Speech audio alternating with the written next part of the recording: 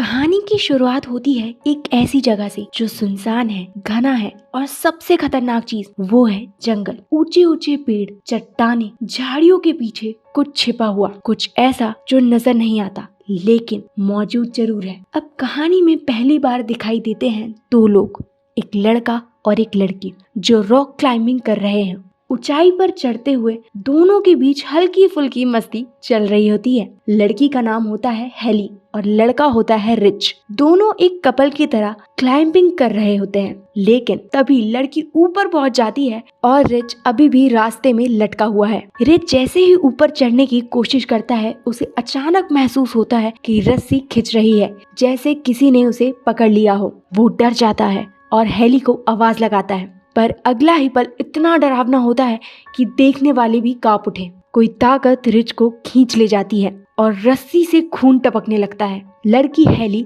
ये देखती है। वो जल्दी जल्दी नीचे उतरने की कोशिश करती है, पर नीचे कुछ ऐसी परछाइयां उसकी तरफ बढ़ती है जो इंसानी नहीं लगती। वो दौड़ती है, चीखती है, पर बच नहीं पाती। कैमरा जब कट होता है तो सिर्फ चीखें सुनाई देती है और चारों तरफ सन्नाटा छा जाता है। और यहीं पर शुरू होता है रॉन्ग टर्न के डर की असली जंग।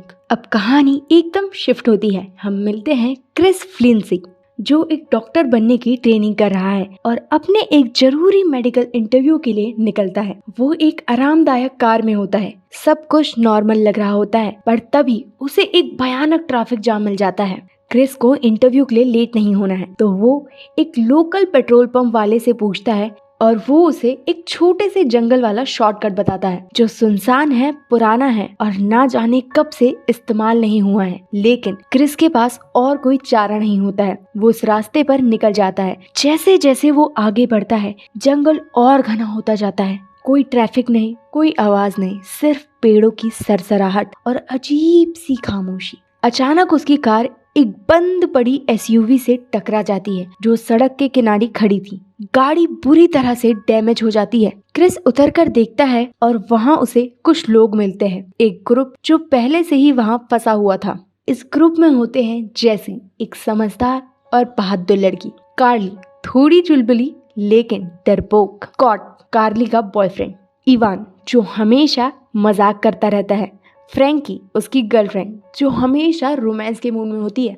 ये सब लोग वहाँ कैंपिंग के लिए आए थे, लेकिन किसी ने उनकी गाड़ी के टायर ब्लेड से काट दिए थे, यानी ये कोई एक्सीडेंट नहीं था। अब सब जंगल में फंसे हुए हैं, ना मदद का कोई रास्ता है और ना ही कोई उम्मीद। क्रिस और बाकी लोग फैसला करते हैं कि कुछ लोग जंगल में आगे जाएंगे मदद ढूंढने के लिए और बाकी वहीं गाड़ी के पास रुकेंगे। अब कहानी अलग अलग हिस्से में बट जाती है। इवन और फ्रैंकी जो वहीं रुकते हैं, जंगल की खामोशी में एक दूसरे के करीब आते हैं। वो थोड़ा म्यूजिक लगाते हैं, कुछ रोमांटिक पल बिताते हैं, लेकिन तभी कैमरा धीरे धीरे मूव करता है और दिखाता है कि कोई उन्हें छुप कर देख रहा है, कोई जो इंसान नहीं लगता।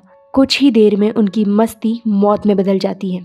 एकदम अजीब और जानवर जैसी चीख के साथ कोई उन पर हमला करता है। पहले फ्रैंकी गायब हो जाती है, फिर इवन को घसीट लिया जाता है और अगली बार जब हमें उनका चेहरा दिखता है तो वो सिर्फ खून से लथपथ लाशें होती हैं। उधर क्रिस, जैसी, कार्ली और स्कॉट जंगल के अंदर पैदल चलते हुए एक टूटा फूटा लकड़ी का कैबिन देखते हैं। उन्हें लगता है कि शायद वहाँ कोई मदद मिल जाए, लेकिन जब वो कैबिन के अंदर जाते हैं तो वहाँ का मंजर ऐसा होता है कि उनके होश उड़ जाते हैं। दीवारों पर खून के धब्बे, टेबल पर कटे हाथ पैर, किसी की चप्पल और कपड़े, जैसे किसी ने वहाँ इंसानों का कत्ल कर रखा हो और उनके शरीर को काट रखा हो। वो समझ जाते हैं कि ये कोई आम कैबिन नहीं है, ये किसी आदमखोर की माद है। लेकिन इससे पहले कि वो वहाँ से भाग पाते, उन्हें कुछ आवाजें सुनाई देती है। वो शैतान लौट आए हैं, 3 विकृत और डरावने चेहरे, 1 आई जिसकी एक आंख गायब है, 100 टूथ जिसके मुंह में दांत ऐसे जैसे लोहे के हो, 3 फिंगर जो हमेशा अजीब सी हंसी हंसता है। इनका चेहरा देखकर किसी की भी रूह कांप जाए। ये लोग इंसान नहीं, जैसे म्यूटेंट्स हो। पैदा तो इंसान की तरह हुए होंगे, लेकिन अब बन चुके हैं शैतान। इनका एक ही शौक है, इंसानी शिकार। अब से शुरू होती है जंगल में एक सर्वाइवल रेस, जहां हर कदम मौत के साए में है। क्रिस और बाकी तीनों चुपचाप कैबिन से बाहर भागते हैं, लेकिन तीनों राक्षस उनके पीछे लग जाते हैं। वो लोग भागते हैं, झाड़ियों में छिपते हैं, मगर रास्ता हर बार और खतरनाक हो जाता है। एक मोड़ पर स्कॉट को ये एहसास होता है कि अगर वो अपने दोस्तों को बचाना चाहते हैं तो उसे खुद को खतरे में डालना होगा। वो उन राक्षसों का ध्यान भटकाने के लिए उन्हें चिल्लाकर बुलाता है और फिर जंगल की तरफ दौड़ता है। पीछे से तीनों म्यूटेंट्स उस पर तीरों से हमला कर देते हैं, एक के बाद एक तीर उसकी छाती में, पीठ में और अंत में जब वो गिरता है तो उसकी आंखें खुली रह जाती हैं। इस मोड़ पर कहानी बहुत इमोशनल हो जाती है। कार्ली और जेसी दोनों डर के मारे टूट जाती है, लेकिन क्रिस उन्हें हिम्मत देता है। वो कहते हैं अगर हमें यहाँ से निकलना है तो हमें डर को छोड़कर चलना होगा, वरना हम भी उसी कैबिन में टुकड़ों में मिलेंगे। तीनों जैसे तैसे उस जंगल से निकलने का रास्ता ढूंढ रहे होते हैं। चारों तरफ घना जंगल, हर तरफ से आवाजें, सरसराहटें और कहीं से भी आ सकता है कोई तीर, कोई कुल्हाड़ी या कोई डरावना चेहरा। उन्हें दूर एक फॉरेस्ट वॉच टावर दिखाई देता है, लकड़ी से बना ऊंचा टावर जो शायद मदद पाने का आखिरी मौका हो सकता है। तीनों दौड़ते हैं, झाड़ियों के बीच से रास्ता बनाते हैं और जैसे तैसे उस टावर तक पहुंचते हैं। उन्हें ऊपर चढ़ते वक्त हर एक सीढ़ी पर डर लगता है कि कहीं वो टूट ना जाए या कोई पीछा करता हुआ ना आ जाए, मगर वो किसी तरह टावर के टॉप पर पहुंच जाते हैं। वहां से चारों तरफ का नजारा दिखाई देता है, लेकिन ना कोई इंसान, ना कोई गाड़ी, ना कोई हेल्प। टावर के अंदर उन्हें एक रेडियो मिलती है। क्रिस तुरंत उसे ऑन करता है और डिस्ट्रेस कॉल भेजता है। हमें मदद चाहिए, हम वेस्ट वर्जीनिया फॉरेस्ट में फंसे हुए हैं, कोई सुन रहा है क्या? थोड़ी देर में एक आवाज आती है, हमने तुम्हारा मैसेज सुना है, तुम जहाँ हो वहीं रुको, हम तुम्हारी मदद के लिए आ रहे हैं। पर अफसोस, पर ये खुशी ज्यादा देर नहीं टिकती। अचानक टावर के नीचे से आवाजें आती है। वो तीनों दरिंदे टावर के नीचे पहुंच गए। उनके पास आग के गोले हैं, तीर है और कुल्हाड़ियां, और वो टावर के लकड़ी के पिलर्स में आग लगाना शुरू कर देते हैं। ऊपर से क्रिस, जेसी और कार्ली डर जाते हैं। नीचे से आग की लपटें ऊपर बढ़ने लगती हैं। टावर धीरे धीरे जलने लगता है। कोई और रास्ता ना देखकर वो टावर की खिड़की से एक पेड़ पर कूदने का फैसला करते हैं। ये एक खतरनाक जंप है, जरा सा चूक और मौत तय है। क्रिस सबसे पहले कूदता है और जैसे तैसे पेड़ की शाख पकड़ लेता है। फिर जेसी और फिर कार्ली तीनों पेड़ों के सहारे जंगल में छिप जाते हैं, लेकिन अब जंगल में मौत उनके पीछे पीछे चल रही है। थोड़ी देर बाद जब वो थक जाते हैं और एक पेड़ के नीचे बैठते हैं, उन्हें लगता है कि शायद अब वो सुरक्षित है, लेकिन तभी वो मोमेंट आता है जो रॉन्ग टर्न को सबसे ज्यादा भयानक बना देता है। कार्ली और क्रिस कुछ देर छिपे होते हैं और जेसी थोड़ा सा अलग हो जाती है। कार्ली जब एक झाड़ी के पास से गुजरती है तो अचानक एक कुल्हाड़ी उसके माथे के बीचों बीच आकर लगती है। उसका शरीर थरथराता है, आंखें खुली रह जाती है और कुछ ही पलों में वो जमीन पर गिर जाती है। वो म्यूटेंट उसकी गर्दन काट देता है, जैसे किसी खिलौने को तोड़ रहा हो। क्रिस और जेसी छिपकर ये सब देख रहे होते हैं, मगर कुछ कर नहीं सकते। ये वो पल होता है जहाँ दर्शक भी थम जाते हैं। कोई आवाज नहीं, कोई म्यूजिक नहीं, सिर्फ मौत का सन्नाटा। अब बचे हैं सिर्फ दो, क्रिस और जेसी। उनका डर अब गुस्से में बदलता है। अब वो सिर्फ बचना नहीं चाहते, लड़ना भी चाहते हैं। दोनों जंगल के बीच एक जलती हुई गाड़ी का इस्तेमाल करते हैं, उसमें आग लगाते हैं और उसे पहाड़ी से ढकेल देते हैं ताकि शोर और आग से वो दरिंदे ध्यान भटका दें। प्लान काम करता है। वो दो म्यूटेंट्स गाड़ी की तरफ दौड़ते हैं और क्रिस और जेसी उनके कैबिन की तरफ बढ़ते हैं, वहां जहां उनके मारे गए दोस्तों के अवशेष और डर की जड़ें हैं। कैबिन के अंदर क्रिस और जेसी को कुछ हथियार मिलते हैं, एक कुल्हाड़ी, एक राइफल और कुछ पेट्रोल। अब शुरू होती है आखिरी जंग, इंसान और जानवर। क्रिस और जेसी कैबिन में आग लगा देते हैं। जब म्यूटेंट्स वापस आते हैं, उन्हें लगता है शायद कोई गलती हो गई, लेकिन तभी क्रिस छत से छलांग लगाता है और एक को सीधा कुल्हाड़ी से मार गिराता है। जेसी दूसरी तरफ से पेट्रोल डालती है और पूरे कैबिन में आग लगा देती है। एक एक करके वो तीनों म्यूटेंट्स चीखते हैं, जलते हैं और खत्म हो जाते हैं। आखिरकार एक भयानक चेनसॉ वॉल म्यूटेंट्स बचा रह जाता है जो जेसी पर हमला करता है, पर क्रिस उसे कंधे पर गोली मार देता है और उसके गिरते ही आग की लपटों में वो भी जल जाता है। सुबह होती है। क्रिस और जेसी बुरी तरह घायल, धूल से सने हुए, थके हुए, मगर जिंदा। वो एक और गाड़ी लेते हैं जो उन्हीं आदमखोर की थी और जंगल से निकल जाते हैं। जैसे ही वो हाईवे पर पहुंचते हैं, उन्हें दूर एक बोर्ड दिखाई देता है, thank you for visiting West Virginia. लेकिन उनका चेहरा कह रहा होता है वापस कभी नहीं आएंगे। एंड क्रेडिट्स के दौरान एक ट्विस्ट, कैमरा फिर उसी जले हुए कैबिन की तरफ लौटता है और दिखाता है कि वो शैतान अभी भी पूरी तरह से खत्म नहीं हुए। एक कटा हुआ हाथ जो अभी भी हिल रहा है और एक म्यूटेंट्स की अजीब हंसी। रॉन्ग टर्न सिर्फ एक बार नहीं होती, ये बार बार होती है। कहानी की शुरुआत होती है एक सुनसान और वीरान जंगल से, जहाँ सब कुछ खामोश है, लेकिन इस खामोशी में छुपा है एक ऐसा डर जो किसी भी पल फूट सकता है। ऊंचे ऊंचे पेड़, पत्तियों की सरसराहट और हर ओर फैली एक अजीब सी नजरें। ये जगह आम नहीं लगती। फिल्म की पहली झलक में हम देखते हैं एक लड़की, किम्ब्रिल नाम की, जो जंगल के बीचों बीच गाड़ी से उतरकर अपनी जगह पहचानने की कोशिश कर रही होती है। वो अपने रियलिटी शो में हिस्सा लेने आई है और उसे लगता है कि ये सब एक शो का हिस्सा है। किम्ब्रिल अपने साथ एक कैमरा लिए हुए है, जंगल में चलने लगती है। वो सोचती है कि शायद कोई प्रैंक या एक्टिंग सीन शुरू होने वाला है, लेकिन थोड़ी ही देर में उसके चेहरे से हंसी गायब हो जाती है जब उसे कोई दिखता है जो उसे घूर रहा होता है। वो आदमी इंसान कम और जानवर ज्यादा लगता है। उसका चेहरा बिगड़ा हुआ और वो एक कुल्हाड़ी लिए उसके पास आता है। किम्ब्रिल डर के मारे भागने लगती है, लेकिन जैसे ही वो आगे जाती है, एक और डरावना म्यूटेंट उसके सामने आ खड़ा होता है। इससे पहले कि वो कुछ समझ पाए, एक झटके में उसका सिर काट दिया जाता है और खून की धार बहने लगती है। कैमरा कट होता है और फिर दिखती है फिल्म की असली ओपनिंग। अब हम मिलते हैं शो की असली होस्ट डेल मार्फी से। डेल एक पूर्व मिलिट्री ऑफिसर है जो अब एक सर्वाइवल रियलिटी शो होस्ट कर रहा है, अल्टीमेट सर्वाइवलिस्ट। शो की थीम यही है कि कुछ कंटेस्टेंट को जंगल में छोड़ दिया जाएगा और उन्हें वहां से जिंदा निकलना होगा अपने स्किल्स और ताकत के दम पर। इस शो के लिए कुछ कंटेस्टेंट पहले ही पहुंच चुके हैं। नीना, जो एक गंभीर और समझदार लड़की है। जैक, एक शरारती और बेफिक्र वाला बंदा। एम्बर, जो बहादुर और स्मार्ट है।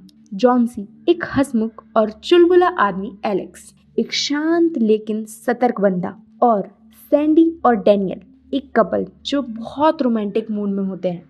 जैसे ही शो शुरू होता है, डेल सबको जंगल में छोड़ देता है और कहता है कि ये सर्वाइवल का खेल है। तुम सबको अपने दम पर रहना होगा, खाना खोजना होगा, रास्ते बने होंगे और सबसे जरूरी बचना होगा। किसी को नहीं पता कि ये सिर्फ एक शो नहीं, ये असली मौत की घड़ी है जो धीरे धीरे करीब आ रही है। अब कहानी एक एक करके इन कंटेस्टेंट पर फोकस करने लगती है। सैंडी और डैनियल जंगल के एक किनारे पर कैंप करते हैं। दोनों आपस में रोमांटिक बातों में खोए हुए होते हैं, लेकिन तभी झाड़ियों के पीछे से कोई उन्हें देख रहा होता है। अचानक एक भयानक म्यूटेंट बाहर आता है और डैनियल पर हमला कर देता है। सैंडी की चीख निकल जाती है, लेकिन तब तक बहुत देर हो चुकी होती है। डैनियल को खींचकर घसीटते हुए वो दरिंदा ले जाता है और सैंडी भागती है। वो दौड़ती है, चिल्लाती है, लेकिन एक और म्यूटेंट रास्ता काट देता है। अगले ही पल सैंडी भी गायब हो जाती है।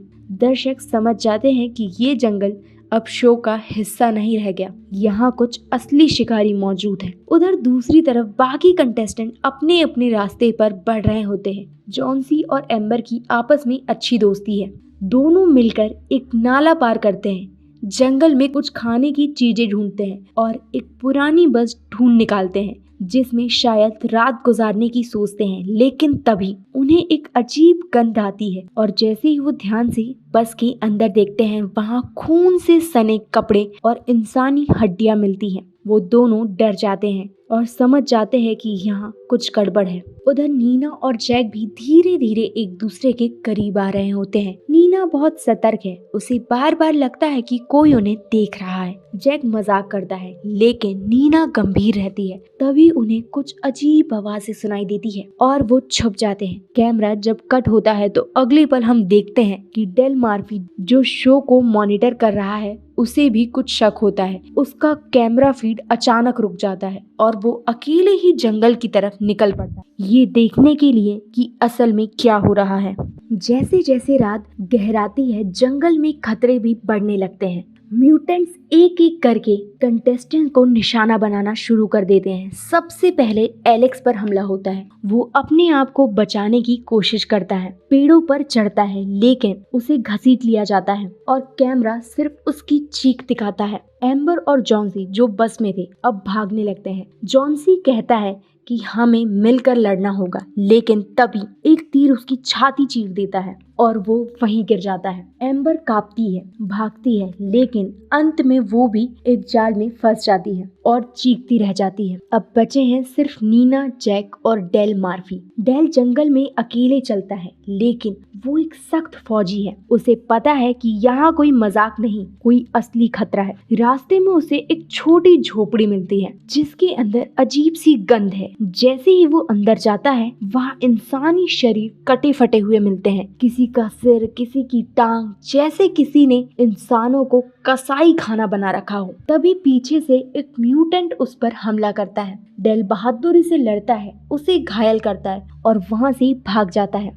नीना और जैक भी जंगल के एक कोने में छिपे हुए होते हैं। नीना कहती है कि अब हमें भागना नहीं, लड़ना होगा। जैक भी सहमत होता है। दोनों मिलकर कुछ हथियार ढूंढते हैं। एक धारदार चाकू, कुछ टीन डिब्बे जिनमें पेट्रोल है और एक जलती हुई लकड़ी। वो एक जाल बिछाते हैं। जैसे ही एक म्यूटेंट उनके पास आता है, जैक उसे ललचाता है और नीना पीछे से आग लगा देती है। म्यूटेंट जलते हैं और उसकी चीख जंगल में गूंजती है। लेकिन कहानी अभी खत्म नहीं होती। म्यूटेंट का एक पूरा परिवार, एक बूढ़ा बाप, 2 डरावने बेटे और एक गर्भवती म्यूटेंट औरत जो बचे हुए इंसानों को अपना शिकार बना रही है, डेल इन सब के बीच फंस जाता है।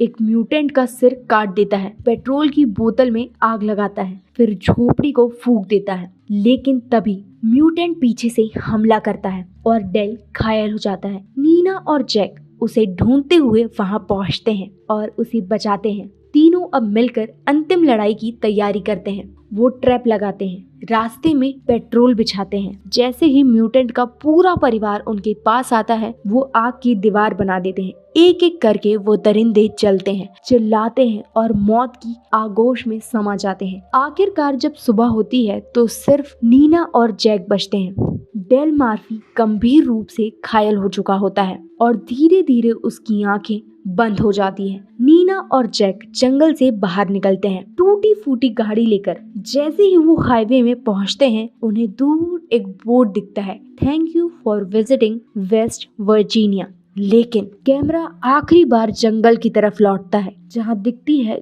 गर्भवती म्यूटेंट औरत अभी भी जिंदा है और उसकी गोद में एक बच्चा हिल रहा होता है। उसकी आंखों में वही खून, वही प्यास और वही क्रूरता है जो बाकी म्यूटेंट्स में थी। यही खत्म होती है Wrong Turn to Dead End की डरावनी खून से सनी हुई सिरन भरी कहानी। घना जंगल, झिंगुरों की आवाज और हवा में अजीब सी खामोशी। कहानी शुरू होती है कुछ नौजवानों के साथ जो एडवेंचर ट्रिप पर निकले हैं। 2 कपल, एलेक्स और टॉम्बर, फिर है सोफिया और उनकी दोस्त ब्रूक ने निकलते हैं। ब्रूक अकेली है और तभी झाड़ियों के पीछे से कुछ सरसराहट होती है। ब्रूक जैसे ही पलटती है, एक तीर उसकी छाती चीरता हुआ निकल जाता है। चीख भी नहीं निकलती उसके मुंह से, वो वहीं ढेर हो जाती है। उधर एलेक्स दौड़ते हुए वापस आता है, लेकिन तब तक बहुत देर हो चुकी थी। एक एक करके सभी दोस्त, केवल एक लड़की बचती है। उसका नाम है एलेक्स माइकल। वो किसी तरह छिपकर उस खूनी शिकारी से बच निकलती है, लेकिन डर और सदमे से उसकी हालत खराब होती है। कहानी यहीं से कट होती है और अब सीन बदलता है। हम एक जेल के अंदर होते हैं। उसका भरोसेमंद साथी वॉलेस और कुछ और ऑफिसर भी है। सब एक बड़ी वैन में कैदियों को लेकर निकलते हैं। चैज के अलावा कुछ और कैदी भी हैं, जैसे फ्लाइवुड, क्राफ्ट और विलियम्स। रात हमें साथ चलना होगा, वरना हम सब मारे जाएंगे, क्योंकि जो भी यहाँ है वो इंसान नहीं है। तभी जंगल में आती है एक भारी सी सांसों की आवाज और अचानक पेड़ों के पीछे से निकलता है वही डरावना शिकारी जिसका नाम है 3 फिंगर। 3 फिंगर एक विकृत रखा है। वो अकेला नहीं है, उसके पास है उसका मौत से भरा ट्रक जिसमें भाले, तीर, कुल्हाड़ी जैसे कई घातक हथियार हैं। अब कहानी एक दौड़ बन जाती है मौत और जिंदगी के बीच। एक तरफ है नेथन, चैच और बाकी बचे हुए लोग और दूसरी तरफ है जंगल और उसका शैतानी मालिक थ्री फिंगर। रास्ते में उन्हें मिलती है एलेक्स, जो पहले से ही इस जंगल अब और भी ज्यादा खतरनाक हो चुका था। थ्री फिंगर की मौजूदगी चारों तरफ महसूस हो रही थी। हर पत्ते की सरसराहट, हर टूटी हुई टहनी की आवाज में मौत की एहटन थी। नेथन, एलेक्स और चैच अब एक साथ थे, मगर उनमें आपसी भरोसे की बेहद कमी थी। चैच चालाक था, उसके दिमाग में कुछ और ही चल रहा था। दिखती है जो आधी जली हुई है, उसके पास कुछ लाशें पड़ी होती हैं, उनके चेहरे पहचान में नहीं आते। एलेक्स सहम जाती है क्योंकि उनमें से एक उसके पुराने दोस्त में से कोई था। अब सबका यकीन पक्का हो गया था, ये सिर्फ जंगल नहीं, ये थ्री फिंगर का खेल का मैदान है। उस जीप के पास एक बॉक्स पड़ा था जो असल में एक लूट का ट्रक था। उसमें बहुत सारा पैसा भरा था। जैसे ही वो लोग पैसे से भरे ट्रक को लेकर आगे बढ़ते हैं, अचानक चिल्लाने की आवाज आती है। एक और कैदी फंदे में फंस गया था। फंदा खींचते ही उसका पूरा शरीर हवा में झूल जाता है और तुरंत थ्री फिंगर कुल्हाड़ी लेकर वहां पहुंचता है। अब शुरू होती है दौड़,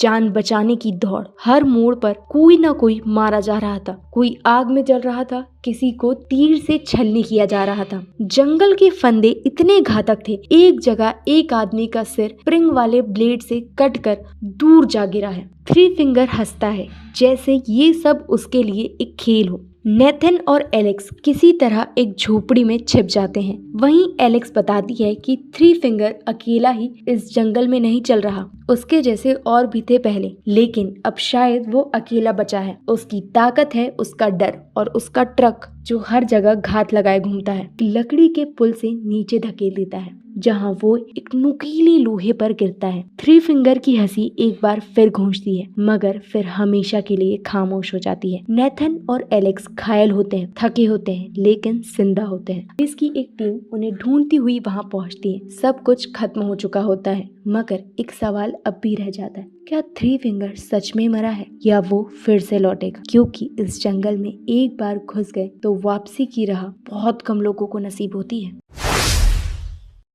ठंडी हवाओं से ढका हुआ वीरान इलाका, बर्फ से ढकी सड़कें और उस बर्फ के नीचे दबी हुई एक खौफनाक दास्तान। ये कहानी हमें ले जाती है वक्त के कुछ साल पीछे, जहां शुरुआत होती है एक मानसिक अस्पताल से, ग्लीवेनली सैनाटोरियम। साल था 1974। इस अस्पताल में बंद थे कुछ ऐसे मरीज जिनकी हालत इंसान से ज्यादा जानवरों जैसी थी। खासकर 3 भाई, थ्री फिंगर, साटूथ, वन आई, तीनों को बचपन से ही पागल करार कर दिया गया था और डॉक्टर उन्हें शॉक देकर, इंजेक्शन देकर, बिस्तर से बांधकर शांत रखने की नाकाम कोशिश करते रहते थे। लेकिन एक दिन सब बदल गया। एक नई डॉक्टर अस्पताल में आती है, डॉक्टर रायन। उसका तरीका बाकी सब डॉक्टरों से अलग था। वो मानती है कि अगर इन मरीजों को इंसान की तरह बर्ताव किया जाए तो शायद उनकी मानसिक स्थिति सुधर सकती है, मगर बाकी स्टाफ उसकी बातों को हल्के में लेता है। डॉक्टर रायन एक दिन थ्री फिंगर को बिना बांध के खाना देने की कोशिश करती है और तभी थ्री फिंगर उस पर झपट पड़ता है। देखते ही देखते तीनों भाई आजाद हो जाते हैं और फिर शुरू होता है खून का खेल। पहले वो वार्डन को मारते हैं, फिर बाकी नर्सों को और डॉक्टर को। एक ऑपरेशन रूम में एक नर्स को बांधकर जिंदा उसके शरीर को काटते हैं, उसका गोश्त पकाकर खाते हैं और फिर उसका खून पी जाते हैं। अस्पताल की सफेद दीवारें लाल हो जाती है। उस रात सन्नाटा नहीं, सिर्फ चीखें थी जो दीवारों में कैद होकर रह गई। कट टू, अब कहानी आती है वर्तमान में। कुछ कॉलेज स्टूडेंट बर्फ में छुट्टियां मनाने निकले हैं। कुछ 8 दोस्त, केन्या, सारा, ब्रिजेट, वेंसिस, काटिया, डेनियल, क्रिस और जूलियन। ये लोग सोमो ब्राइल्स लेकर मस्ती करते हुए एक पहाड़ी इलाके की ओर जा रहे हैं जहां एक दोस्त की कैबिन है। लेकिन तभी एक तेज बर्फबारी शुरू हो जाती है और रास्ता भटक जाता है। उन्हें दूर से एक पुरानी इमारत दिखाई देती है। वो है ग्लेनविन सैनाटोरियम। बर्फ में फंसे सब फैसला करते हैं रात वहीं गुजारेंगे। इमारत जर्जर और सुनसान है, मगर अंदर गर्मी है और बर्फ से बचाव का ठिकाना भी। जैसे जैसे वो इमारत के अंदर जाते हैं, उन्हें पुराने अस्पताल के कुछ कमरे मिलते हैं, ऑपरेशन थिएटर, कैद घर और वो वार्ड्स जहाँ कभी पागल मरीज रखे जाते थे। दीवारों पर खून के निशान हैं, पुराने स्ट्रेचर, जंग लगे औजार और फटी हुई स्ट्रेट जैकेट। सारा और ब्रिजेट को ये सब रोमांचक लगता है, मानो किसी हॉरर मूवी का सेट हो। बाकी सब मस्ती में लग जाते हैं, कुछ तो वहीं नाचने लगते हैं, लेकिन कोई है जो छुप कर उन्हें देख रहा है। वो तीनों भाई, थ्री फिंगर, साटूथ और वन आई, अब भी जिंदा है और उसी अस्पताल में छुपे हुए हैं। सालों से वहीं रह रहे हैं, इंसानी मांस खाकर। उन दीवारों के पीछे रात होते ही एक एक कर कर मौत का खेल शुरू हो जाता है। सबसे पहले शिकार बनता है डेनियल।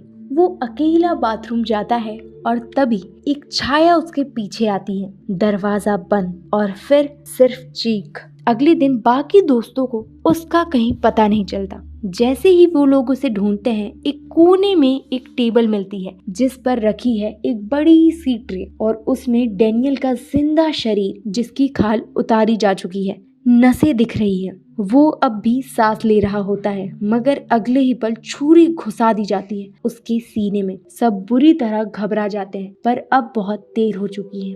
अब ये कहानी बदल चुकी है। छुट्टी की मस्ती से जान बचाने की जंग में थ्री फिंगर और उसके भाई पूरे अस्पताल में घूम रहे हैं। कोई भी कोना सुरक्षित नहीं है। काटिया जैसे तैसे भागती है, मगर वो एक लिफ्ट में फंस जाती है और जब लिफ्ट नीचे गिरती है तो उसका शरीर चक्की की तरह पिचक जाता है। बचे हुए दोस्त अब इकट्ठा होकर भागने की कोशिश करते हैं, लेकिन दरवाजे बंद है, खिड़कियां लोहे की हैं और बाहर सिर्फ बर्फ का तूफान। अब उन्हें समझ आता है कि ये सिर्फ एक पुरानी इमारत नहीं, ये एक फंदा है और वो फंस चुके हैं उस खौफनाक पागलपन में जो सालों से वहां पल रहा था।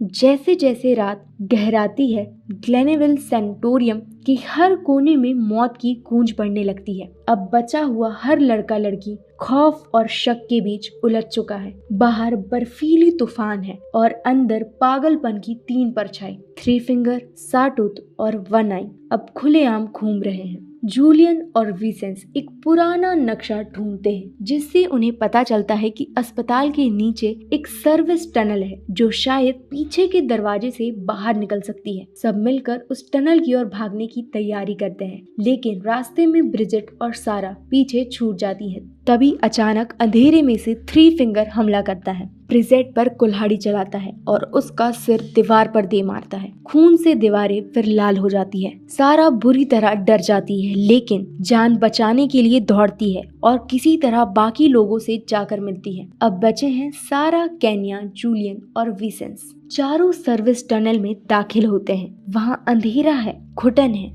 और चारों तरफ सीलन भरी दीवारें, मगर अब यही एकमात्र रास्ता है। लेकिन टनल में भी वो पागल उनका पीछा कर रहे होते हैं। एक जगह विसेंस पीछे मुड़कर देखता है और तभी पीछे से साटूथ उस पर झपट पड़ता है। विसेंस की गर्दन पकड़कर उसे लोहे की ग्रिल पर पटक देता है और फिर उसे वहीं मरने के लिए छोड़ देता है। जूलियन, सारा और केन्या किसी तरह टनल से निकलकर ऊपर आते हैं। उन्हें एक कमरा मिलता है जहां हथियार और पुराने औजार रखे होते हैं। तीनों फैसला करते हैं अब भागने से नहीं होगा, इन हैवानों से लड़ना पड़ेगा। और फिर शुरू होती है लड़ाई। तीनों मिलकर थ्री फिंगर और उसके भाइयों को जाल में फंसाते हैं। उन्हें एक कमरे में बंद कर देते हैं। कमरे में भारी चेन से दरवाजा बंद कर देते हैं और पेट्रोल छिड़ककर आग लगा देते हैं। कमरे में चीख गूंजती है, आग की लपटें उठती हैं और वो तीनों पागल जो अब तक औरों को जलाते, काटते और खाते रहे, अब खुद आग की लपटों में गिर जाते हैं। तीनों दोस्त सारा, जूलियन और केन्या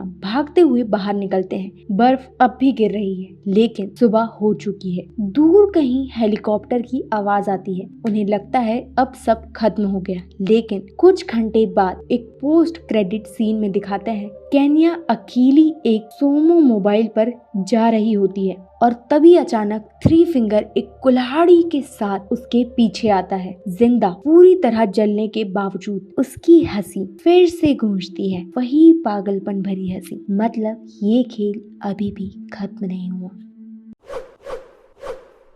हर कहानी की जड़ में छुपा होता है कोई अतीत, और इस बार का अतीत खून से भीग चुका है। कहानी शुरू होती है फेयरलेक वेस्ट वर्जीनिया नाम की एक छोटी सी जगह से, जहां हर साल माउंटेन मैन फेस्टिवल होता है, एक तरह का लोकल त्योहार जिसमें लोग डरावने कपड़े पहनते हैं, नकली खून लगाते हैं और पूरी रात पार्टी करते हैं। मगर इस बार त्योहार का खून नकली नहीं, असल होने वाला है।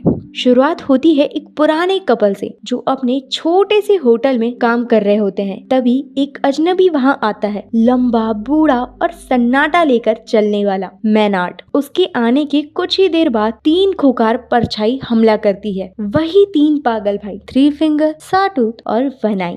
कपल की चीख कमरे में गूंजती है और अगली ही सीन में दीवारें खून से सनी दिखती हैं। कट टू अब कहानी मिलती है 5 यंग कॉलेज स्टूडेंट से जो फेयरलेक आ रहे हैं त्योहार मनाने। कॉस्टर, जूलियन, लीता, कस और बिली, ये लोग मस्ती, ड्रग्स और पार्टी के मूड में हैं। सबके हाथों में बियर, दिमाग में धमाल और रात के लिए होटल बुक। लेकिन रास्ते में इनकी मुलाकात होती है उस बूढ़े शख्स मैनार्ड से। वो हाईवे के बीचों बीच गाड़ी रोक देता है। लड़कों को लगता है कि ये कोई पागल है और बिली उससे उलझ पड़ता है। हाथापाई होती है और तभी पुलिस वहां आती है। पुलिस सबको पकड़ लेती है, मोनार्ड को भी और 5 दोस्त को। उन्हें ले जाया जाता है फेयरलेक पुलिस स्टेशन, जहां शेरिफ एंजेला नाम की सख्त ऑफिसर एंट्री होती है। वो मैनार्ड को देखते ही समझ जाती है कि मामला गंभीर है, क्योंकि ये आदमी कोई आम अपराधी नहीं बल्कि इविल का मास्टरमाइंड है, तीनों पागल भाइयों का गार्जियन। शेरिफ मैनार्ड को पूछताछ के लिए लॉकअप में डाल देती है और बाकी लड़कों को भी सख्त हिदायत देती है, त्योहार का मजा लेने से पहले अपनी हरकतें सुधार ले। मगर किसी को नहीं पता था कि इस रात की शुरुआत पुलिस स्टेशन से होगी और अंत खून से लथपथ गलियों में। अब आती है रात। शेरिफ और उसका साथी डिप्टी चौकसी कर रहे हैं। तभी स्टेशन के आसपास बिजली चली जाती है, रेडियो बंद, फोन काम नहीं करता और सीसीटीवी भी डेड। यानी अब पूरी इमारत अंधेरे में डूब चुकी है और अंधेरे में ही थ्री फिंगर, वन आई और साटूथ लौटते हैं। बाहर अंधेरे में वो अपना शिकार ढूंढते हैं। पहला शिकार बनता है एक लोकल टूरिस्ट जो पार्टी से लौट रहा होता है। थ्री फिंगर उसके पेट में कटार घुसा देता है और उसका खून पीते हुए हंसता है, वही उसकी पहचान वाली जानलेवा हंसी। इधर पुलिस स्टेशन में मैनार्ड मुस्कुरा रहा है। वो जानता है कि उसके बच्चे अब बाहर हैं। डर और सन्नाटे के बीच शेरिफ समझती है कि ये आम गैंग नहीं, ये इनब्रीड कैनिबल्स है जो एक साथ मिलकर मौत का खेल खेलते हैं। वो तुरंत नेशनल गार्ड को बुलाने की कोशिश करती है, लेकिन सब नेटवर्क ब्लॉक हो चुके हैं। तभी गायब हो जाता है डिप्टी। उसका शव मिलता है एक दीवार से उल्टा लटका हुआ, चेहरे पर खाल नहीं, आंखें बाहर। अब शेरिफ के पास सिर्फ 3 लोग हैं, वही 5 दोस्त जो अंदर लॉकअप में हैं। लेकिन मैनार्ड चालाक है। वो लड़के से कहता है, अगर तुम मुझे आजाद कर दो तो मैं तुम्हें जिंदा बाहर निकाल दूंगा, वरना तुम्हारे शरीर के टुकड़े यहाँ से पहाड़ी तक फैले होंगे। बिली और गस थोड़ा डगमगाते हैं, लेकिन लीता और कॉस्टल विरोध करती है। उसी वक्त थ्री फिंगर का हमला होता है। एक ग्राउंड फ्लोर का दरवाजा तोड़कर वो अंदर घुसता है और एक झटके में वहां मौजूद ऑफिसर को मौत के घाट उतार देता है। अब शुरू होती है एक जंग, अंदर के इंसानों की और बाहर छुपे हुए राक्षसों की। पुलिस स्टेशन अब जंग का मैदान बन चुका था। बाहर अंधेरा, अंदर मौत की दस्तक और बीच में फंसे थे 5 मासूम कॉलेज स्टूडेंट। थ्री फिंगर, शाटूथ और वन आई अब बिल्कुल पास आ चुके थे। शेरिफ एंजेला हर दरवाजे पर बैरिकेड लगवाती है, लेकिन वो जानती है कि अब ज्यादा देर तक अंदर टिकना नामुमकिन है। उधर मैनार्ड अब भी मुस्कुरा रहा है, मानो उसे पता है कि उसका वक्त आने ही वाला है। अब लीता, कॉस्टल, गस और बिली को एक फैसला लेना था। क्या वो मैनार्ड को आजाद करे ताकि अपनी जान बचा सके, या उस पर भरोसा ना करके वहीं करे जो सही है। बिली टूट जाता है। वो मैनार्ड को चुपके से आजाद कर देता है, ये सोचकर कि शायद यही रास्ता है बाहर निकलने का। लेकिन उसकी ये सबसे बड़ी गलती साबित होती है। मैनार्ड आजाद होते ही बिली पर हमला कर देता है, उसकी आंख में चाकू घुसा देता है और बोला, जिसने डर के साथ समझौता किया उसकी मौत पहले आती है। अब गस और कस्टल को पता चलता है कि मैनार्ड को आजाद करके उन्होंने शैतान के लिए दरवाजा खोल दिया है। उधर शेरिफ एंजेला ने भी हार नहीं मानी।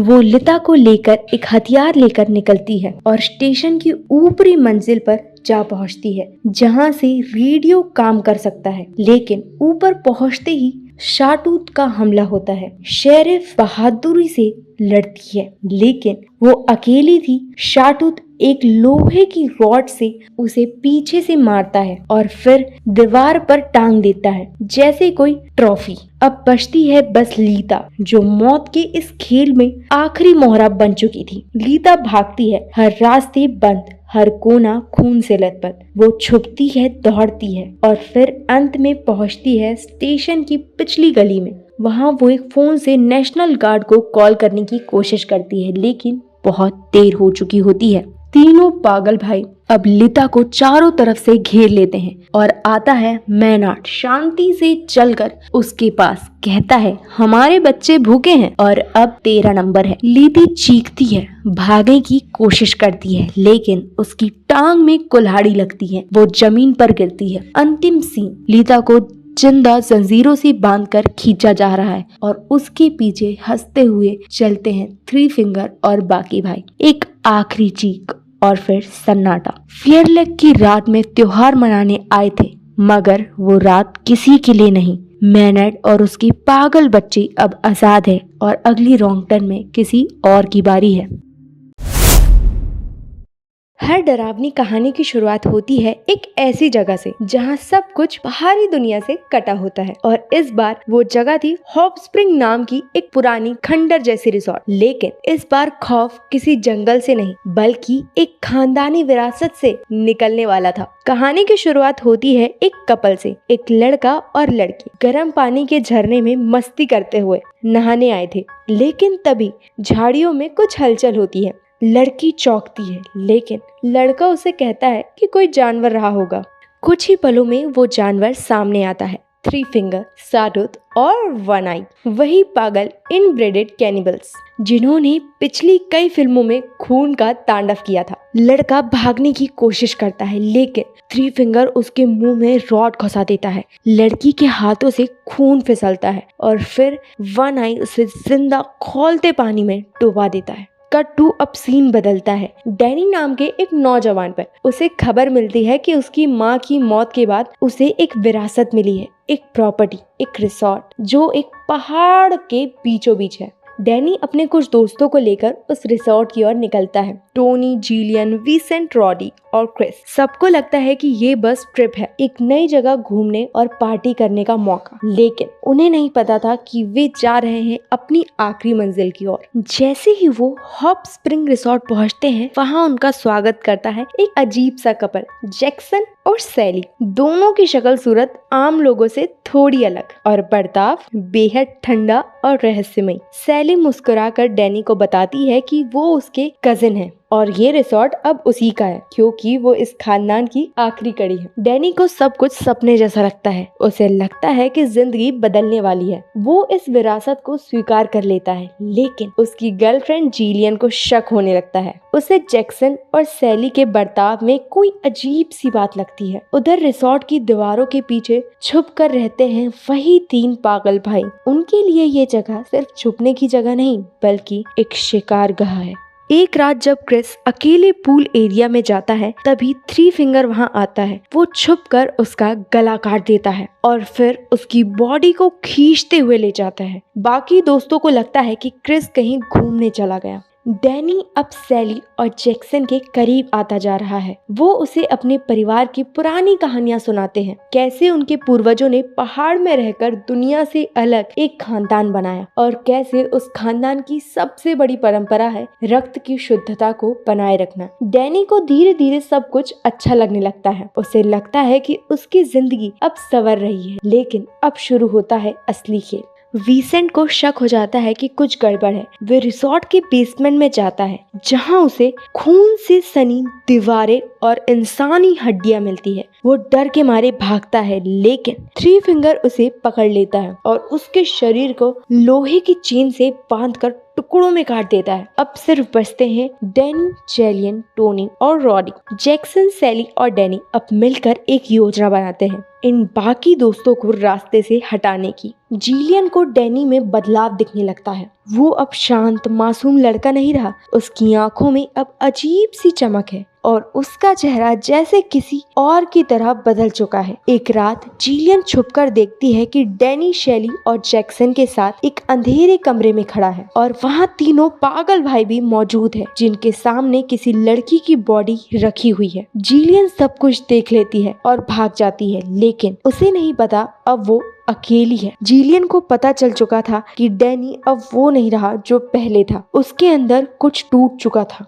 या शायद कुछ जाग चुका था। अब वो भी उसी खानदान का हिस्सा बन चुका था जिसका काम था इनब्रेडेड नरभक्षियों की परंपरा को जिंदा रखना। अब बात थी जिलियन की। वो अकेली रह गई थी। उसके दोस्त मारे जा चुके थे और अब वो बन चुकी थी अगला निशाना। रात का अंधेरा और रिसोर्ट की लंबी सुनसान दीवारें। जिलियन भाग रही थी, बेसमेंट से ऊपर, फिर सीढ़ियों से छत तक। हर जगह खून के निशान, टूटी हड्डियां और पीछे आती है शैली की चीख, तू भाग नहीं सकती जिलियन, तू अब हमारे खून की गद्दार है। उधर जैक्सन, थ्री फिंगर, शाटूत और वन आई रिसोर्ट के दरवाजे बंद कर देते हैं। अब कोई बाहर नहीं जा सकता। डैनी वहीं बैठा है चुपचाप। उसकी आंखों में अब कोई भाव नहीं, जैसे वो अब पूरी तरह से बदल चुका है। शैली जिलियन को पकड़ लेती है, उसे बालों से घसीटते हुए नीचे लाती है। वो कहती है तुझे जिंदा रखा जाएगा, लेकिन एक मशीन की तरह, बस बच्चा पैदा करने के लिए, ताकि हमारा खून आगे बढ़ सके।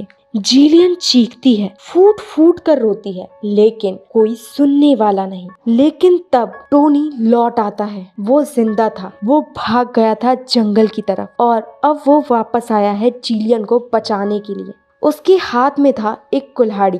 टोनी अचानक पीछे से हमला करता है, शैली के सिर पर कुल्हाड़ी जैक्सन को धक्का देकर नीचे गिरा देता है। जिलियन को वो उठाता है और कहता है भागो, जितनी जोर से भाग सकती हो। दोनों रिसोर्ट के पीछे की तरफ से भागते हैं, लेकिन थ्री फिंगर सामने आ जाता है। उसके हाथ में एक बड़ी रॉड। वो टोनी पर हमला करता है और उसका पेट चीर देता है। टोनी वहीं गिरता है, खून से लथपथ, लेकिन आखिरी सांस तक जिलियन को बचाने की कोशिश करता है। जिलियन दौड़ती है जंगल की तरफ। अंधेरे में सिर्फ उसकी सांसें और पीछे आती पागलों की चीख सुनाई दे रही थी। वो फिसलती है, गिरती है, लेकिन तब सामने आता है एक पुराना लकड़ी का कैबिन। वो उसमें घुसती है और दरवाजा बंद कर लेती है। अंदर उसे मिलता है एक जलता हुआ टॉर्च, एक पुरानी बंदूक। अब जिलियन तय करती है भागने से कुछ नहीं होगा, अब लड़ेगी। जैसे ही थ्री फिंगर दरवाजा तोड़ता है, जिलियन उसे आग का टॉर्च मुंह पर मारती है। उसका चेहरा जलने लगता है और वो चीखता है। फिर आती है शैली, जिलियन पर चाकू से वार करती है, लेकिन जिलियन बंदूक से उसकी छाती में गोली मार देती है। अब सामने आता है डैनी। जिलियन उसे देखती है, उस इंसान को जिससे वो प्यार करती थी, लेकिन अब वो प्यार मर चुका था। डैनी मुस्कुराता है और कहता है तू चाहे जितनी भी गोली चला ले, हम अमर हैं, ये खून कभी नहीं मिटेगा। जिलियन गुस्से से उसकी टांग में गोली मारती है और कहती है तेरा खून मिटेगा, तेरी परंपरा यहीं खत्म होगी। वो कैबिन को आग लगा देती है और पीछे की खिड़की से जंगल में कूद जाती है। सुबह होती है। जंगल के बीच से चलती हुई खून से लथपथ थकी हुई जिलियन एक पगडंडी पर पहुंचती है, जहां कुछ टूरिस्ट की गाड़ी खड़ी होती है। वो गिरती है, लेकिन लोग उसे उठाते हैं, बचा लेते हैं। कट टू कुछ महीने बाद एक नई लड़की अकेली जंगल में घूमती हुई हॉट स्प्रिंग पहुंचती है। रिसोर्ट फिर से साफ सुथरा दिखता है। दरवाजा खुलता है और सामने खड़ा होता है डैनी। हाँ, वो जिंदा था। उसके पीछे खड़े हैं थ्री फिंगर, शाटूत और वन आई। सब अब भी जिंदा है। वो लड़की मुस्कुरा कर कहती है मुझे बताया गया था कि ये जगह प्राइवेट है, क्या मैं अंदर आ सकती हूँ? डैनी कहता है यहाँ सबका स्वागत है, हमेशा। दरवाजा बंद होता है और एक बार फिर रॉन्ग टर्न की विरासत जिंदा हो जाती है। जंगल के रास्ते सिर्फ मंजिलों तक नहीं जाते, कभी कभी ये रास्ते जिंदा लोगों को मौत की घाटियों तक भी ले जाते हैं। कहानी की शुरुआत होती है एक अधेड़ उम्र के आदमी स्कॉट शो से, जो अपनी बेटी जेन की तलाश में एक शांत से कस्बे वर्जीनिया एप्लेशिया में आता है। 6 हफ्ते हो चुके हैं, जेन का कोई अता पता नहीं। स्कॉट परेशान है, हर दुकान हर गली में पूछताछ करता है, लेकिन सबके चेहरे अजनबी है और उनकी आंखों में एक अजीब सी चुप्पी है। एक बूढ़े से बार मालिक बस एक बात कहता है, अगर तुम्हारी बेटी जंगल के अंदर गई थी तो भूल जा, वो अब वापस नहीं आएगी। स्कॉट के चेहरे पर चिंता गहरा जाती है, लेकिन उसकी आंखों में हार नहीं। वो जंगल की ओर निकल पड़ता है। फ्लैशबैक 6 हफ्ते पहले जेन उसकी गर्लफ्रेंड मिला, दोस्त एडम, लुइस, डेरिश और गैरी, सभी दोस्त एक एडवेंचर ट्रिप पर हैं। युवा जोश, हंसी ठिठोली, जंगल की खूबसूरती और एक रोमांचक ट्रैकिंग प्लान, सभी कुछ बिल्कुल परफेक्ट लगता है। लेकिन ट्रैक शुरू करने से पहले ही गांव वालों से उनकी बहस हो जाती है। एक बूढ़ा आदमी नेट चेतावनी देता है, इन जंगलों में मत जाओ, कुछ चीजें जो पुरानी हैं वो खतरनाक भी होती है। डेरियस हंसते हुए कहता है, हम अपने इतिहास की तलाश में आए हैं, हमें सच्चाई से डर नहीं लगता। और फिर वे सब निकल पड़ते हैं ब्लू रिज माउंटेन की तरफ, जहाँ हर पेड़ की एक कहानी है और हर छाव में कोई साया। जंगल की राहें सुंदर तो होती है, लेकिन भरोसेमंद नहीं। कई घंटे चलने के बाद वे सब एक रास्ता भटक जाते हैं और फिर अचानक एक भारी लकड़ी का लॉग ट्रिप लुढ़कते हुए आता है और ग्रे को कुचल देता है। सब चीख उठते हैं, ये कोई एक्सीडेंट नहीं था, ये एक चाल था। अब उन सब पर डर हावी होने लगता है। मीलिया घायल हो जाती है, लुइस उसे उठाकर चलने की कोशिश कराता है, लेकिन इसी बीच एक मुखौटा पहने अजनबी दिखता है और लुइस को तीर मारकर खींच ले जाता है। अंधेरा गहराता है, जंगल की आवाजें डरावनी होती जा रही है। एडम गुस्से में और डरे हुए मन से एक मुखौटा पहने इंसान पर गोलियों की बौछार कर देता है। जब वो मास्क हटाता है तो सच्चाई सामने आती है, वो कोई जंगली नहीं था बल्कि एक इंसान, शायद स्थानीय गांव का कोई आदमी। जेन और बाकी दोस्त चौंक जाते हैं, उन्हें लगता है कि एडम ने मर्डर कर दिया। इस डर में वो लोग उसी रात पहाड़ी की चोटी पर पहुंच जाते हैं, जहां एक पुराना लकड़ी का घर है जिसे वो शरण की तरह इस्तेमाल करते हैं। लेकिन वो घर उनका शरण स्थल नहीं बल्कि एक चाल है। अगली सुबह उनकी आंख खुलती है, वे सब बेड़ियों में बंधे हुए हैं और सामने खड़े हैं मुखौटे पहने लोग। एक अलग दुनिया, एक अलग समाज, जिसे ये लोग द फाउंडेशन कहते हैं। इनका नेता है वेनिबल, एक गंभीर, शांत लेकिन खतरनाक आदमी। वो कहता है, हम यहाँ 1859 से रह रहे हैं, हमारे कानून अलग है, हमारी दुनिया अलग है। तुमने हमारे एक व्यक्ति को मारा है, अब तुम्हें जवाब देना होगा। फिर शुरू होती है जंगल के कानून की क्रूर अदालत। एडम को कटघरे में लाया जाता है। वेनिबल पूछता है, क्या तुमने हमारे आदमी को मारा है? एडम डरता है लेकिन सच स्वीकार करता है, हाँ, लेकिन मैंने सोचा वो हमें मारने आया था। वेनिबल सिर झुकाता है और सजा सुनता है, अंधा कर दो इसे ताकि ये सिर्फ अंदर की आंखों से देखे। फाउंडेशन का एक सदस्य एडम की आंखों में लोहे की छड़ घुसा देता है।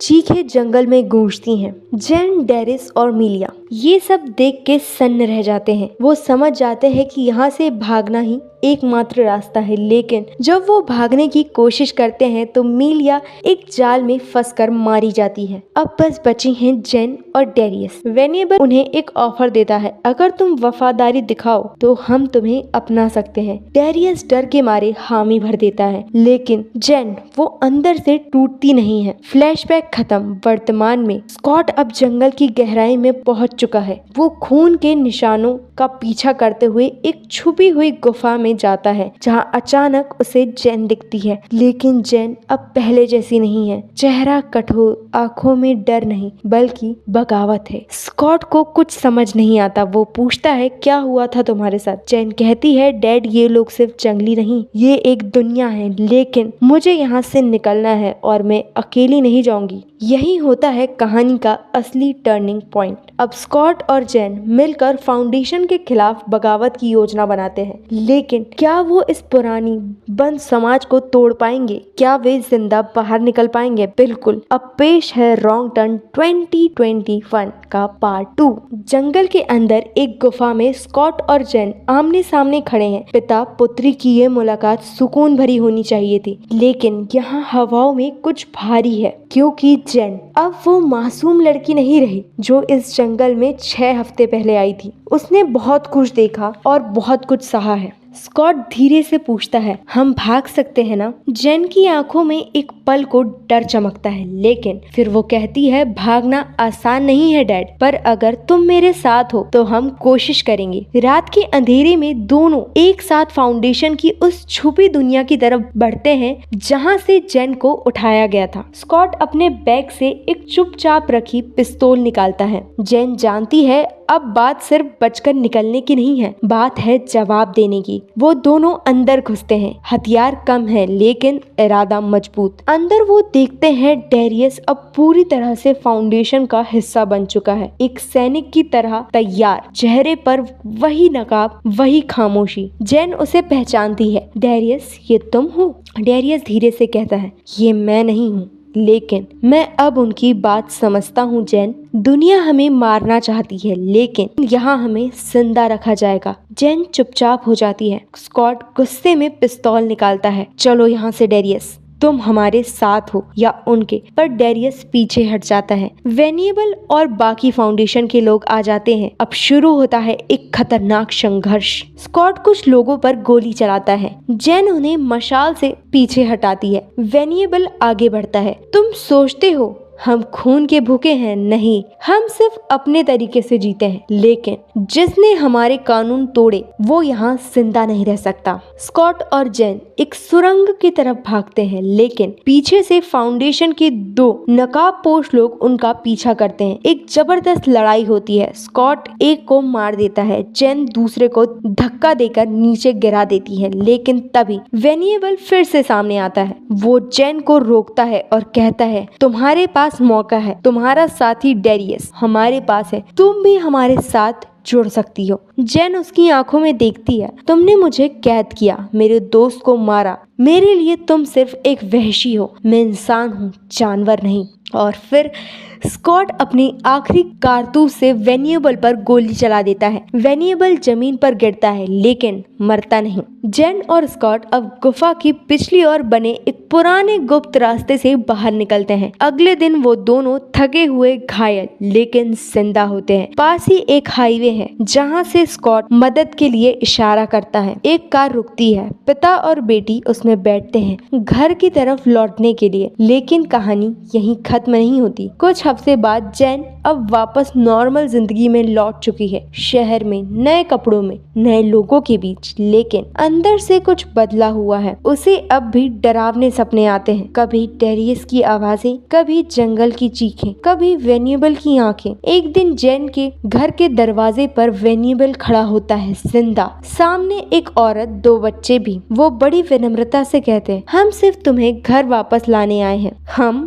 अब तुम्हें अपना मानते हैं। जेन घबरा जाती है। वो उन्हें घर के अंदर बुलाती है, मुस्कुराते हुए, और फिर अचानक हमला करती हैं। उन तीनों को चाकू से, फंदों से एक एक करके मार डालती है। Final scene. जेन हाथों में खून और आंखों में आंसू लिए कैमरे की ओर देखती है। अगर कभी फिर से कोई मेरी दुनिया में घुसा तो वापस नहीं जाएगा। और फिर कैमरा पीछे हटता है। जेन का घर एकदम शांत, लेकिन उस शांति के पीछे एक नई कहानी बन रही है। रॉन्ग टर्न 2021 के ये वर्जन हमेशा के लिए याद दिलाता है, कभी कभी गलत मोड़ हमें हमारे असली शक्ल दिखा देता है।